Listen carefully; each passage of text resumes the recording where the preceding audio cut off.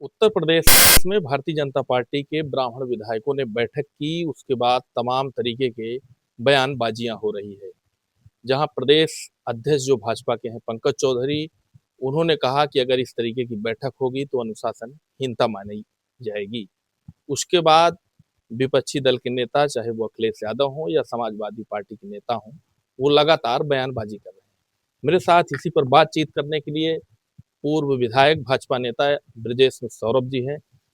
विधायक जी, जिस तरीके से देखा गया, ब्राह्मणों ने बैठक की, ब्राह्मण विधायकों ने, उसके बाद तमाम तरीके की अब राजनीतिक शुरू हो गई है। और समाजवादी पार्टी ये कह रही है कि ब्राह्मणों को जो है भाजपा में सम्मान नहीं मिलता। सबसे बड़ा हास्यास्पद विषय है कि समाजवादी पार्टी ने, जिसने सबसे ज्यादा ब्राह्मणों का, क्षत्रियों का और अन्य सवर्णों का अपमान किया, वो आज सबसे बड़ा हमदर्द बनने की कोशिश कर रही है। ये सबसे हास्यास्पद बात लगती है समाजवादी पार्टी की तरफ से। देखा गया इस मामले में शिवपाल यादव भी ने बयान जारी किया। उन्होंने कहा कि भाजपा के जो ब्राह्मण विधायक हैं वो पार्टी से नाराज हैं। अगर वो समाजवादी पार्टी में आते हैं तो उनका हम लोग स्वागत करें। देखिए, एक विषय तो बिल्कुल स्पष्ट है कि शिवपाल जी ने जो सहानुभूति व्यक्त की है, उनके लिए मैं कहना चाहता हूं कि आज की तारीख में जिस पार्टी की तरफ से वो ब्राह्मणों के प्रति सहानुभूति व्यक्त कर रहे हैं, उस पार्टी में वो स्वयं सहानुभूति और दया के पात्र हैं। वो इस बात को जानते हैं कि अपने परिवार में अपने बेटे, अपने दामाद तक के लिए सीमित है कि उनको टिकट मिल जाए, उनको प्रतिनिधित्व मिल जाए, इतने तक के लिए उनकी अहमियत है। वो ब्राह्मणों को क्या टिकट देंगे, क्या प्रतिनिधित्व देंगे, ये तो शिवपाल जी को स्वयं पता है। और सदन में तो इस बात को माननीय मुख्यमंत्री जी ने, महाराज जी ने कहा था कि चच्चा, आप सबसे पहले तो आप अपनी चिंता करिए कि भतीजे ने आपको किसी लायक नहीं छोड़ा है, और फिर भी आप उसी पार्टी के नेता बनकर के बेगानी शादी में अब्दुल्ला दीवाना बने घूम रहे हैं। तो शिवपाल जी की इस हमदर्दी का कोई अर्थ नहीं है। शिवपाल जी पहले स्वयं अपनी पहचान बचाएं। ये देखा जाता है कि समाजवादी पार्टी के नेता उसी दिन से, जिस दिन से बैठक हुई, लगातार वो कह रहे हैं। तो व्यक्तिगत तौर पे आपका क्या मानना है कि क्या भारतीय जनता पार्टी में ब्राह्मणों को सम्मान है? इससे बड़ा प्रमाण क्या मिल सकता है कि विगत दिसंबर माह में हमारे देश के यशस्वी प्रधानमंत्री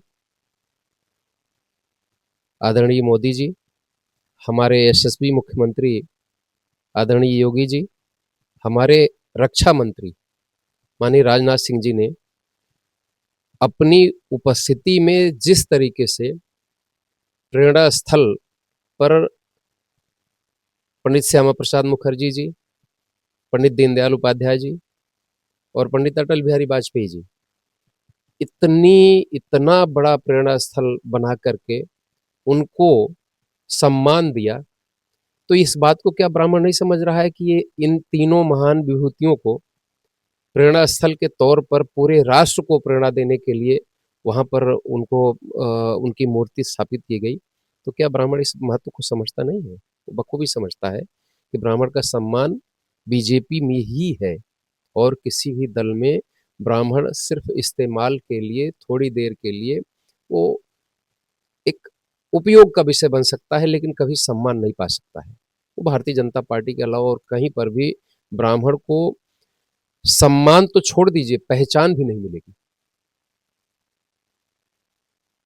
लेकिन सपा वाले तो ये कह रहे हैं कि समाजवादी पार्टी में ब्राह्मणों को बड़ा सम्मान होता है। नेता प्रतिपक्ष माता प्रसाद पांडे को बनाया गया। और अखिलेश जी की जब सरकार थी तो कई सारे ब्राह्मण मंत्री हुआ करते थे।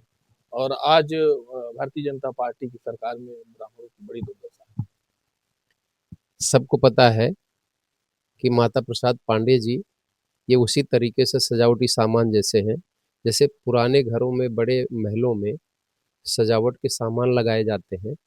तो पंडित माता प्रसाद पांडे जी को सिर्फ सजावट के लिए समाजवादी पार्टी ने इस्तेमाल किया है। और उनकी ब्राह्मणों में फॉलोइंग क्या है, ये तो पूरा उत्तर प्रदेश जानता है कि वो उनको अपनी विधानसभा से किस कारण जीत मिल जाती है और किन योग्यता के दम पर मिल जाती है, इसको उनको पता है। सिर्फ माता प्रसाद पांडे जी नहीं, इसके पहले में ही देख लिया जाए कि समाजवादी पार्टी ने मात्र दिखावे के लिए 2-3 ब्राह्मणों को अपनी पार्टी में ये बताने के लिए कि हम 3 ब्राह्मण, जैसे कहीं पर कोई मेला लगा हो, तो हर मेले में दिखाया जाता है कि इसमें हर वैरायटी के उत्पाद मिलते हैं। उसी तरीके से समाजवादी पार्टी ने 2-3 ब्राह्मणों को मंत्री बना कर के ये संतुष्ट करने का प्रयास किया था, सम्मान नहीं दिया था। और ब्राह्मण आज भी समाजवादी पार्टी को अपना मूल स्थान नहीं मानता। इस बात को अखिलेश यादव जी भी जानते हैं, उनकी पार्टी के अन्य लोग भी जानते हैं और जिस फार्मूले पर अखिलेश यादव जी काम कर रहे हैं, माई, मुस्लिम और हमारे दूसरे यादव परिवार को लेकर के, उनको इस बात का भी ज्ञान हो चला है कि यादव भी आने वाले समय में उसको इस बात का एहसास है कि हिंदुत्व और हिंदुत्व की रक्षा करने का इतिहास में श्रेय अगर कहीं जाता है तो हमारे यादव भाइयों को जाता है। और आज से नहीं, सदियों पुराना अगर इतिहास उठा के देखा जाए तो हम हिंदू और सनातनी हैं। उनके पास हो सकता है सिर्फ मुसलमान दिखाने के लिए रह जाए और आने वाले समय में अखिलेश यादव जी, मुझे लगता है कि 27 में मुसलमान भी उनसे छिटकेगा और उनसे बड़े नेता तो असदुद्दीन ओवैसी बन जाएंगे। और अखिलेश जी जो लोकसभा में 37 सीटें गलती से पा गए थे, अब की 2027 और 2029 में इस बात का उनको पूरा का पूरा आभास हो जाएगा कि जनता पिछले चुनाव में किन कारणों से उनके साथ गई थी। अच्छा, जो ये बैठक हुई ब्राह्मण विधायकों की, इसको आप किस रूप में, व्यक्तिगत तौर पे आप किस रूप में देखते हैं?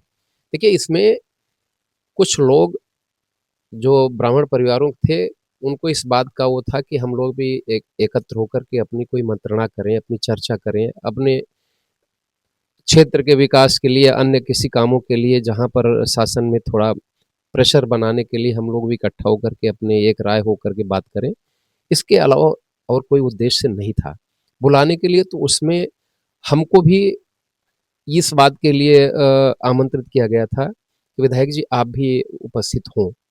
लेकिन मैंने कहा था कि भाई, इस विषय पर आप लोग जो चिंतन करना चाहते हैं, पार्टी पहले से हम लोगों का ख्याल रख रही है। तो अगर कहीं पर कोई विषय आता है तो निश्चित तौर पर पार्टी में हमारे नेतृत्व तक पहुंचाया जाए, तो निश्चित तौर पर उसका संज्ञान लिया जाएगा। ये थे मेरे साथ बातचीत कर रहे थे न्यूज़ 24 के साथ पूर्व विधायक भाजपा नेता ब्रजेश मिश्र सौरभ, जिन्होंने बताया कि ब्राह्मण का अगर कहीं सम्मान हो सकता है तो भारतीय जनता पार्टी में हो सकता है। केशव पांडे, न्यूज़ 24, प्रताप।